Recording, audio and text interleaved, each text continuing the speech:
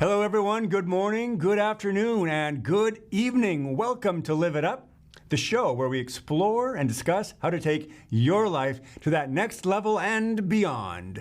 We cover health, wealth, relationships, and how to create a life that really feels good, because after all, that's what we ultimately want. We want to feel good.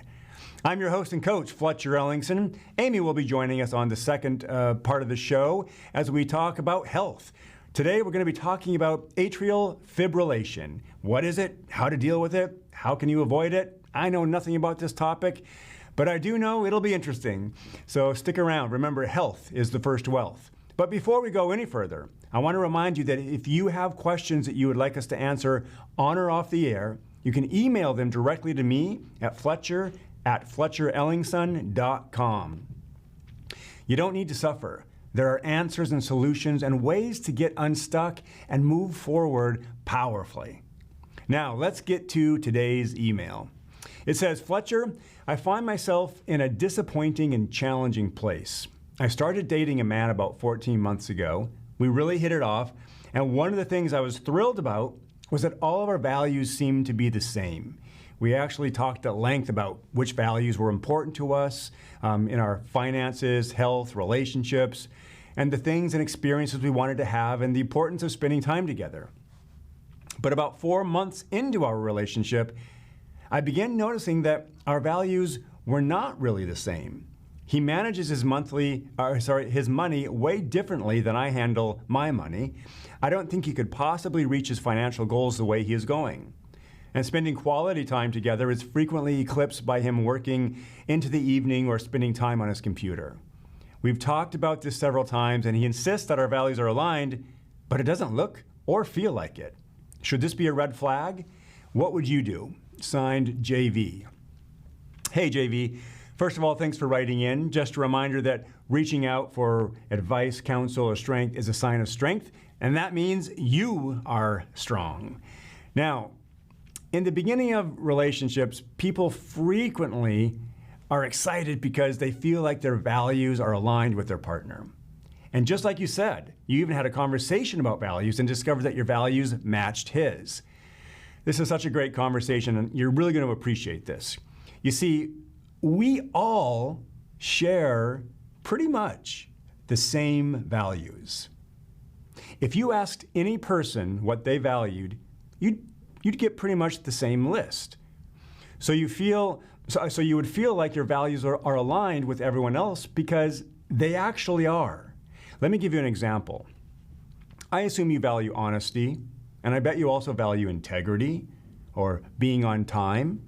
And how about family? How about freedom and loyalty and connection, respect, creativity, work ethic, resourcefulness, communication, cooperation, humor, friendship, health, contribution? You see, these are all great values, and I'm sure you would agree with that. But everyone values these things, including members of organized crime syndicates, the mob, the mafia, the cartels. They also share these values: loyalty, connection, being on time, freedom, family, work ethic, friendship, patience, financial stability. You see, we all value those things. And here's the thing. Our values really don't mean much unless they are partnered with one other very important thing. Our values do not give us insight into the character of a person, but this one thing does, and that one thing is called a standard. You see, standards are what actually allow us to see a person's character. I'll give you an example. I used to say I valued health. But if you saw the way I ate every day, you'd see that my standard for what I put in my body was not in alignment with my value. My standard was to start the day with a donut and coffee. And then I'd eat fried food for lunch, wash it down with a big soda, and then snack on junk food throughout the evening. Now, there's nothing wrong with that. Nothing wrong with that at all. But clearly, my standard was not in alignment with creating health, which I said I valued. You see, a standard is what you're willing to settle for, and what I was willing to settle for was an unhealthy diet. It was tasty, and I still love a good donut and chips, but now I eat a lot of greens and vegetables, and I eat a lot of fruit, and I drink a lot more water. You see, my standard has changed. What I'm willing to settle for has changed. I'll give you another example. Sometimes I work with people who value money and financial stability. They value having a savings account or a retirement account, but their standard, what they're willing to settle for, is spending more money than they make each month. And they find themselves in a cycle of being financially overextended, even though they value having money and value having savings. So what they're willing to settle for is being broke or not having much money and living with financial insecurity. Their standards not in alignment with their value. Now, what I frequently help my clients do is to align their values with the standards, so if they actually do value having money, we intentionally set up a standard that says, hey, every month I pay myself first before I pay my bills. And then they make that a priority until it becomes a habit. Now, what you've done after you do this is you've put legs, so to speak, under your values. Now your values actually mean something. And so what I want to recommend to you is to change the conversation in your relationship with your significant other from values to standards, okay? Really get clear about what the standards are in your relationship around money, health, and relationships. This will expose the disconnect that you're experiencing, all right? JV, this is a great conversation. Thanks for writing in.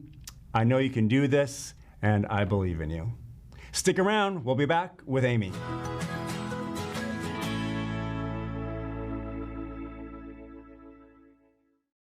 Hey everybody, welcome back to Live It Up. We are here with Amy. Hello. Hello. Hey, we're talking health today. Yes. What are we talking about? We're talking about atrial fibrillation. It's also known as AFib. I've heard AFib. Don't know what it really means. Before we did this, now I have an inkling, but let's talk about it. So what is it? So atrial fibrillation is a condition where your heart beats irregularly and usually rapidly. And it happens when the two upper chambers of your heart are sending out abnormal electrical signals. So your heart is made up of 4 chambers. There's 2 big chambers in the bottom, the ventricles, and then 2 smaller chambers on the top, which are called the atria. And in the right atrium is a group of cells that actually determines it's a pacemaker. And it's called the sinus node, which is just really unbelievable that your heart has its own pacemaker, right? So the sinus node in the right atrium is what starts the heartbeat. So it sends out a signal, and then it goes through the whole heart into the ventricles and does the whole thing. So it connects to the lower chambers at the AV node.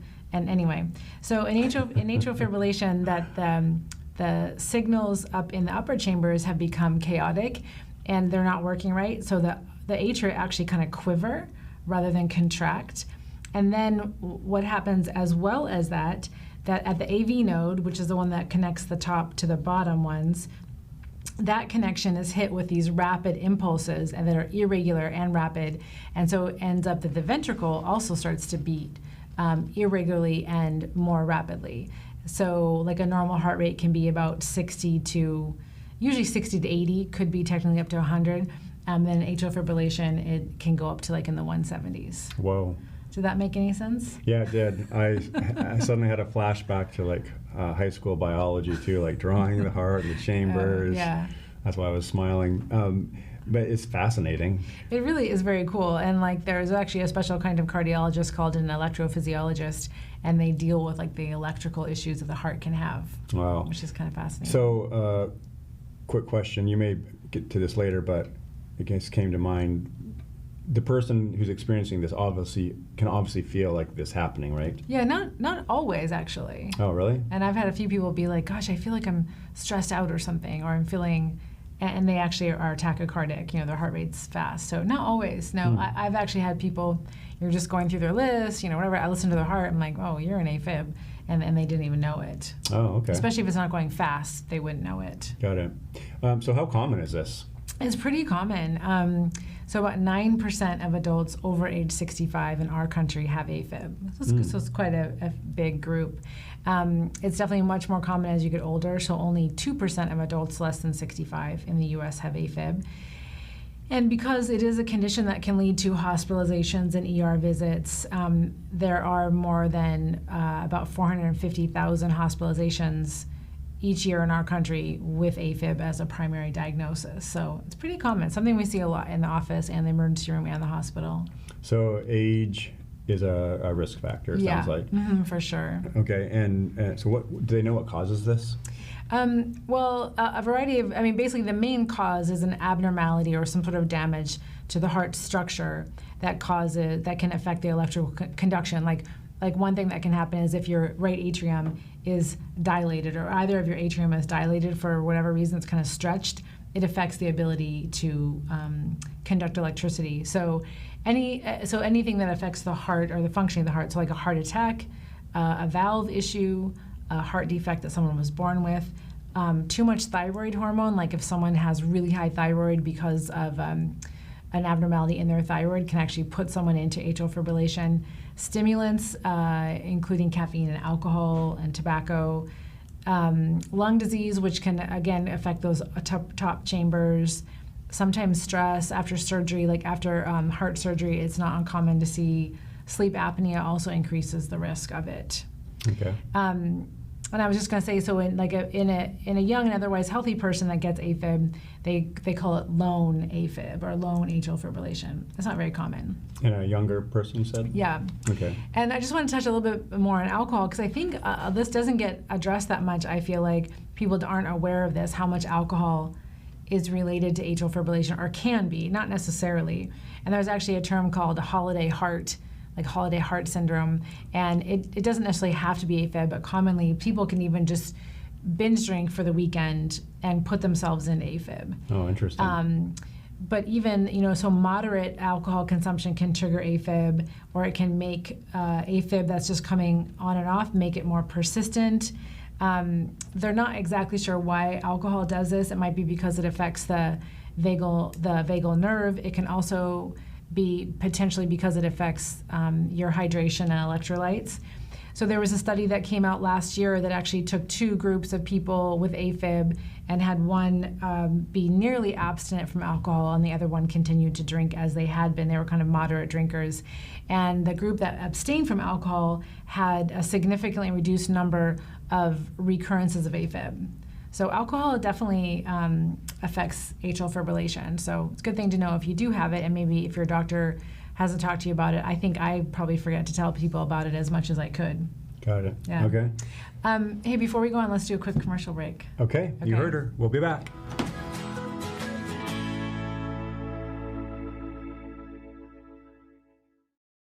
Hey everybody, we are back. We're talking about AFib with Amy. AFib stands for? Atrial fibrillation. Okay. And hey, we didn't talk about the new backdrop today that we happen to be using today. That's right. We are coming to you live from Manson today. And that's a live stream. It's beautiful, beautiful day out there. Yeah. Okay, so more about AFib. What other risk factors are involved besides alcohol? So we talked about age. So the older you are, the higher chance you have. Anyone with heart disease, like we mentioned. High blood pressure also increases the risk of atrial fibrillation. We've talked about that before on our show and ways to prevent that. Like I mentioned, I think I already kind of touched on these: sleep apnea, thyroid issues, diabetes, chronic kidney disease, obesity. Also, people have a higher risk of developing atrial fibrillation. I feel compelled to say this because we talk about those same risk factors those same risk factors every single time. Yeah. It really comes down to, and not preaching at anyone, but it comes down so much to what you're fueling your body with, and like, are you moving it during the day? Are you getting exercise and a healthy diet? Yeah. It shows up frequently. Yes. All right, so let's say somebody's got this. What's going to be their experience if they've got it? So like I mentioned before, some people have no experience of it, especially if their heart is not beating quickly. It's just beating irregularly. people talk about, they may feel a rapid heart rate. Usually, again, AFib is going to feel fast, and not necessarily people that have PVCs, what we frequently call palpitations, that feels more like a flip-flop, and it doesn't happen. It's not like a sustained fast. So usually atrial fibrillation, people will feel like their heart's racing, or if you are able to know how to check your pulse, either on your neck or on your wrist, you can feel that it's irregular or just really fast. So if sometimes, you get startled or scared, when you wake up in the night, like, oh my gosh, is there someone in my house? And you can feel your heart going. Is it kind of like that? Yeah, I mean, I've never had atrial fibrillation, so I don't really know, but it would be that they just feel like their heart's racing, like it's fast. You could also feel lightheaded. People can feel fatigued. People report that they just are walking, say they normally can walk to the mailbox with no problem. They walk to the mailbox now and they're just really, really tired. So kind of shortness of breath and fatigue. You could get some chest pain if your heart rate is going really fast. And I think I just wanted to touch on that you can get something, because this is really common, we see this, it's called paroxysmal atrial fibrillation, and that means that, all these words we use, that means that it happens on occasion, so it's not a sustained thing. The thing is, people with paroxysmal atrial fibrillation do need to be on blood thinners, so it's just kind of a matter of semantics. It means you're not always in it. And then persistent atrial fibrillation means that it's just staying there. And then permanent is when different things have been tried and you're just going to be in it for life. Okay. And so if someone's got this, what are the health consequences of living with it? Yeah, so the one thing, like we mentioned, I definitely have had patients feel like they have decreased exercise tolerance, which can be really bothersome. That's one of the main things people might feel. The more serious things would be stroke. That definitely is the biggest thing that we pay attention to, is that can increase, atrial fibrillation increases your risk of stroke. And the reason, it makes sense how it does that, because like I mentioned, those atria, if they're kind of quivering, the blood can then pool and coagulate. And then that, if like a little clot comes off of a bigger clot, goes into the ventricle and out to your brain, it causes a stroke. Yeah, so I just want to get a clear picture of this, because if it's just quivering, it's not contracting, right, pushing. Normally it's like a full contraction and the blood gets emptied out of the chamber. Yeah.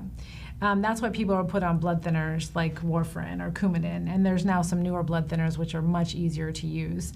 Heart failure is another thing that could happen, again, especially if the atrial fibrillation is not controlled, like the rate is not controlled. And if somebody has this, it doesn't mean that they're experiencing this 24/7. It can just come and go. It can come and go, right? Okay. Yeah. All right. Well, let's talk about medical treatment. So if you have this, what can you do? Yeah, so there are several, I thought the best way to explain it is so say someone is diagnosed with AFib, I listen oh gosh, you're an AFib. You do an EKG, that's the way that AFib is actually diagnosed, is looking at the electrical pattern on an EKG. And then after the diagnosis, depending on the person's age and risk factors, then they're put on a medication to thin their blood, and they usually are put on a medication to slow their heart rate down. Some people don't need that, but other people do. And then usually, depending on the timing of it, they have to be in a blood thinner for a little period of time. They go and see the heart doctor, because then they may be a candidate for what's called cardioversion. And that's basically where they shock you, they sedate you a little bit, shock your heart, and then the hope is that it comes back when it pauses just for like a second, and then it comes back in a normal rhythm. Kind of like trying to do a reset. Yeah, it's like trying to reset the electrical patterning of the heart. And if a person doesn't respond to cardioversion, but they're doing really well on their medication, and there's no other reason for them to not be in atrial fibrillation, then they just stay on medication to control their rate and to thin their blood. Then people don't usually feel it unless it's going fast, so as long as you can slow their rate down. But there's also something called an ablation procedure, where if for some reason a patient really needs to get out of AFib and the cardioversion doesn't work, then an electrophysiologist, like I mentioned, a special type of cardiologist, they go in through the heart through one of the blood vessels in the groin or the neck or the chest, and they can actually find through some little testing where these other pathways are that are causing the problem, and they actually treat it with a little bit of heat or very cold, and they basically create a small scar to basically block that pathway. Whoa. I know, it's really cool. And so that can also be a solution that people can have. That is absolutely wild. I know. All right, so let's talk a little bit about prevention. What are some things that we can do to keep this at bay or prevent it from ever happening? Yeah, there's definitely people that can just have it happen, but I think that, like the things we've talked about before, in general, this one more specifically, alcohol, I know there's some studies, there's some things that maybe light alcohol use can be healthy, but in someone who has atrial fibrillation, that's not even the case. Like, even this kind of light alcohol consumption is not in anyone's best interest who has atrial fibrillation. I think that knowing, that even just drinking moderately or especially drinking to excess, can put someone in AFib, can cause AFib. So in general, like we've mentioned before, limiting your alcohol intake is better for your brain, for your liver, for everything. So alcohol for this issue in particular is pretty key. The other things would be to maintain a healthy heart, which you're going to do that by eating, whole food diet, by not smoking, by not having high blood pressure or high cholesterol. And you can do all of that through healthy diet, healthy exercise, and maintaining a healthy weight. The other thing for being overweight in atrial fibrillation is the fact that sleep apnea can also increase your risk of atrial fibrillation. So that tends to happen in people that are heavy. And then limiting caffeine intake. Caffeine can also be a bit of a problem sometimes for atrial fibrillation. So it kind of is along the things that we've talked about before. Yeah. A lot of the same kind of risk factors. So keeping, and you mentioned exercise, just because that's helping keep your heart healthy and keeping it in good shape. Right, and avoiding being significantly overweight to the point where it's a strain on your heart. Studies with weight, it is an interesting topic, obesity is, and there are a lot of people that are overweight, but they're quite healthy. They're active, and they like in your triathlons, you've seen people that have completed those that aren't like thin, and so you definitely can still be quite healthy and be a bit overweight. If someone becomes more overweight, then the increased risk of diabetes, high blood pressure, sleep apnea, breast cancer for women. There are some other issues that start to crop up. Last question: when people do get treated for this, is it pretty effective? Do they see results? Yeah, I think if someone has a structurally normal heart where their atria are normal size, they don't have these other risk factors, then they frequently can just have a cardioversion and they're all better. But I would have to say, I don't know the statistics on this, but I think the majority of people that have atrial fibrillation end up either having it again, or it's not successful unless they have an ablation procedure. That tends to be the most successful. We used to think that someone had to be out of AFib. Like, we tried really hard, we put them on different medications, and then they found that really people can stay in AFib as long as their heart rate is controlled and they're on blood thinners if it's indicated. Then you just live with it, and patients do quite well with it. But it's something that you just would talk to your doctor about. We're all pretty used to seeing AFib, so. Got it. Yeah. Thanks again for always bringing an interesting topic. Yeah, I know. I forgot to ask you what you had known of it, but I know we're out of time because I didn't know anything about it. You've heard of it though, yeah? I've heard of it, but Did you know it was a hard thing? I did know that. Oh, okay. I'm just wondering. Yeah. Okay. All right. Well, it's time to get going. So it's time for you to get out there, be a source of kindness, be a source of contribution. You do have something to offer this world, and we believe in you.